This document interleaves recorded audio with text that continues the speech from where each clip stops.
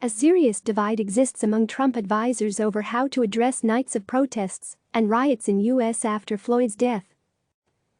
A serious divide has emerged among Donald Trump's top allies and advisors over how the president should address several nights of protests and riots across the nation following the death of George Floyd.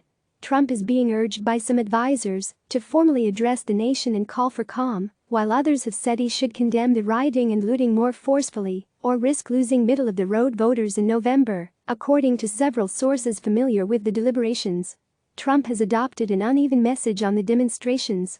While in some appearances he has taken a measured approach in calling for calm, on Twitter he has used violent rhetoric and seemed to suggest Saturday his supporters stage a counter-protest outside the White House. Over the weekend, some aides sought to convince Trump against using violent rhetoric after he wrote on Twitter that when the looting starts the shooting starts, warning language like that could inflame an already combustible situation and would not appear presidential. During a staff call Friday, Trump's top domestic policy aide Brooke Rollins argued for a measured response to riots the night before, advice that was echoed by Trump's son-in-law Jared Kushner.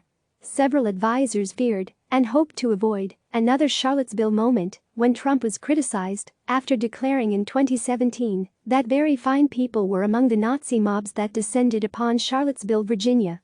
When the president made his first vague statement on that violence, he blamed the conflicts on many sides. Trump, who believes his law and order stance helped get him elected, wasn't immediately receptive to those concerns over the last several days about what's currently happening in the nation. But he later tried to downplay his message about using armed force on looters as a statement rather than a threat.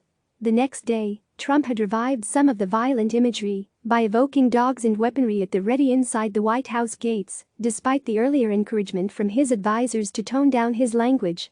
While aides like Kushner have pushed for a more restrained response, Trump is also hearing from several advisors who warned that by not condemning the protests after the death of Floyd, an unarmed 46-year-old black man, that turned into rioting and looting, he is risking losing some demographics that will be key to his election victory in November, like suburban women voters.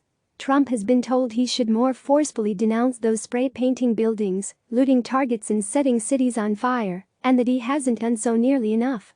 As aides debate how and whether to confront this situation, Trump's back and forth between violent rhetoric and a more measured tone has weighed in the deliberations, one official said. Some advisors wonder whether a presidential address calling for calm would be quickly erased by Trump's own penchant for escalation and instigation. On Sunday, a Fox News host called for Trump to address the nation. "I really believe it is time for President Trump to do an Oval Office address," Griff Jenkins said on Fox and Friends.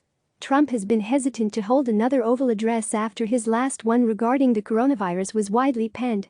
Within minutes, Trump made several inaccurate claims that his administration was later forced to clarify. Since January, the coronavirus pandemic has taken the lives of more than 103,000 Americans, according to the latest tally by Johns Hopkins University. However, Trump appears to have heard the concerns about how he's handled the protests and violence across the nation so far. Trump wasn't expected to address Minnesota at length while in Florida for a space launch Saturday, but then aides added several minutes of remarks to his speech. "My administration will stop mob violence and stop it cold," Trump vowed on stage Saturday. Click subscribe to receive the latest news.